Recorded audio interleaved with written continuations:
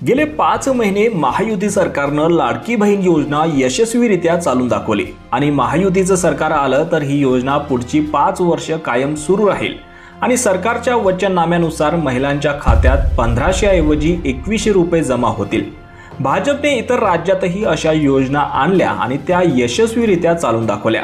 2012 पासून गोव्यातील लाखो महिलांना गृह आधार योजनेअंतर्गत महिन्याला 1500 रुपये तर मध्य प्रदेशमध्ये लाडली बहन योजनेतून 1.30 कोटी महिलांना महिन्याला 1250 रुपये तर छत्तीसगडमध्ये महतारी योजनेतून लाखो महिलांना महिन्याला 1000 रुपये तर आसाममध्ये अरुणोदय योजनेतून महिलांना मासिक 1200 रुपये मिळत आहेत आणि वर्षागणिक यात वाढ होत आहे।